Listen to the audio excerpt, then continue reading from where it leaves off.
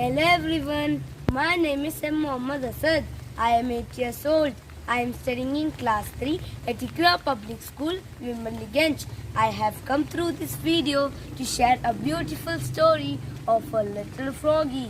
Her name was Leapy. So the title of my story is Leapy and the Island. Leapy resided at a lonely island in the midst of a vast sea. There were no other animals on the island. One day, while she was wandering through the shore of the island, she saw a dolphin. Dolly was very friendly and soon they became friends. They now started playing together and enjoyed every moment of their life. Dolly used to share all her experiences of the vast world which she had seen. One day, she told Leapy about the life of a big town, the colorful lights, music which she had experienced there. Hearing this, the frog wanted to see it herself, but it would be a long garden journey. The dolphin decided to help her. She asked her to sit on her back, and this way she took Leapy to the town. The frog excitedly jumped on the sea beach of the town. Seeing the colorful lights and music, instantly got attracted to it. But soon she realized her island is far better than this town. Here there was no regard for the mother nature. There was hardly any trace of forest, no big trees, no chirping of birds.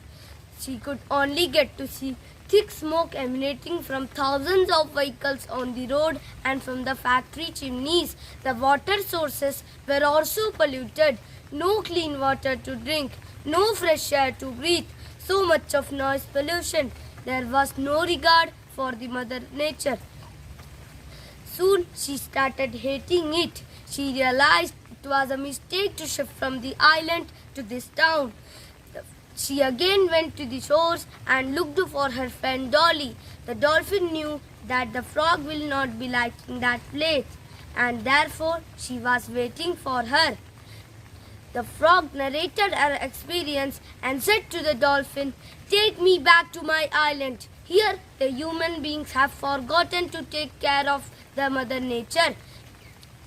They have made their cities colorful and bright, but soon they will realize how important it is to keep the environment, the mother earth, green and clean. So let's go back to our islands." Saying this, they left that town. So from this story, I hope you all might have given a thought of our nature. In the busy, hectic, colorful city life, let's don't forget to save our nature. Let's conserve our forests, our corals, our beautiful sea beaches. Let's don't pollute it. Thank you. Good morning everyone. Myself Farhad Bibi of class 4. I am 9 years old from IQRA Public School, Ganj. As a part of 67th Wildlife Week celebration, I am here to say a beautiful story about nature. So let's get started. Once the children were going to spend an afternoon at the park. That time the teacher said, "Remember what we talked about, children. Be respectful to the nature." The children played tag. They ran through the bushes and broke some branches. After when they ate lunch, they threw all the garbages all over. Then they made a game of throwing things into the pond. They were very noisy as they walked on the wood. But one of the childs, Louis, saw something special. Look everyone, it's a bird feeding its babies. Usha said, "Shh, let's not scare the bird. Let's be respectful to the nature." The children stopped noising. The teacher said, "All of you, come here. Did you obey my words?" All of them said, "Sorry, miss." Then they picked up all their garbages from the lunch place and then they cleaned up the pond. The teacher said, "Children, did you learn anything about nature today?" The children said, Yes, we did. We learned that the nature is very special." The teacher smiled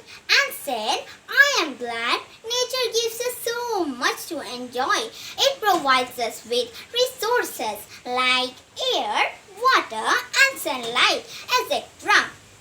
Animals, birds and plants are also a part of a beautiful nature, and it helps us to live a healthy life by giving us food. Now friends, do you know what we learn from this story?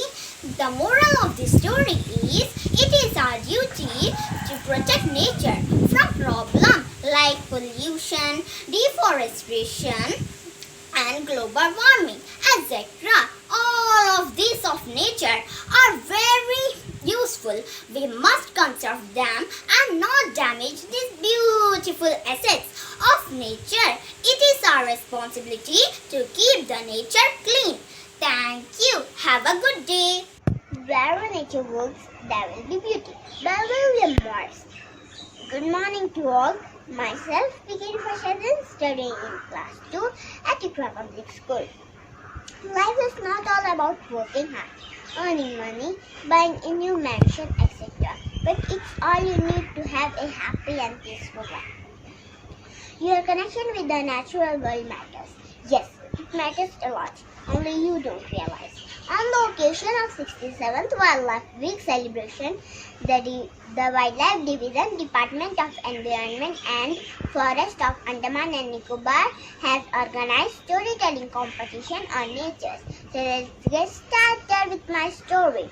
Once upon a time, there was a beautiful forest. There lived two trees named Chintu and Pintu, who were brothers. Chintu and Pintu had many friends like rabbit, monkeys, birds, deer and wolf. One day, all the friends were chatting.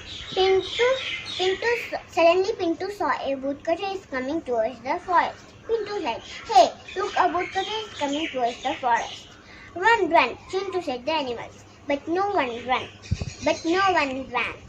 They said, "You gave us food, shelter, you gave us fresh air to breathe. How can we leave you in danger and go?" said the animals. So Chintu and Pintu thanked them. "Okay, you all hide behind us," said the two brother trees. So the monkeys and the birds hid inside the leaves of the trees, and the other animals hid behind the trees. The woodcutter was very confused because there were many trees to cut. Suddenly he saw Chintu and Pintu. He said, "Be ready to be cut, you trees." The wolf had already told his plan to animals when the woodcutter came near the trees. The monkeys jumped on him and started imitating him. Then the bird started pecking him. Then the rabbit started jumping around him. And bear started roaring. The wolf ran to the Lion King and told the king what he had to do. So they ran to where the animals were. The king roared. And the woodcutter ran for his life. Chintu and Pintu said, "Thank you." Later the woodcutter thought, "I never thought that trees give animals so many things like food, shelter, etc. and decided not to cut trees." Moral: save trees, save forests, think for nature. Thank you. Hello everyone. Good morning to respected principal ma'am, teachers, parents and all my dear friends. My name is Sneha Dobna and I am studying in 5th standard. I am 10 years old. My school name is IQRA Public School. In this special occasion of 67 Wildlife, I am going to tell you a story on nature. First of all, I will tell you a picture's name. House, tree, branches, cow, birds, flowers, mountain, sun, birds, grasses, waterfall, deer, flowers, peacocks, waterfall, rocks, trees and many more things. Nature's come under sun, star, moon, trees and many more things. Let me tell you a story.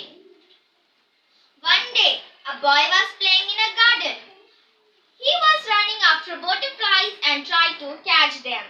He was very happy to see the colorful flowers.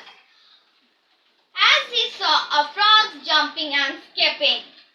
As he ran behind him, the frogs jumped into the pond. As he saw how the cow was chewing the grasses, the fly came there and buzzed over the cow. The boy clapped and laughed. He was enjoying the beauty of nature. He said that nature is wonderful. Its beauty attracts everyone. When he saw a squirrel and ran after it and reached near the roses of bed. When he was plucking a flower, the rose of thorn pierced his finger. He started crying and ran to his house. His mother asked, "Why are you crying? What is the matter?" "The thorn of rose pierced my finger while I was plucking a flower. Now I am feeling a serious pain." His mother told him, "It is your mistake. You should not have to pluck a flower. Flowers are meant to be seen, not to be plucked. We should always help to maintain the nature, whether it is plant, animal or birds." The son said, "Okay, Mama." So, children, what we learned today? We learned that we should always protect all living things, whether it is animal, plants or birds. We should never harm them. This is a short story of a little boy who was taught from by his mother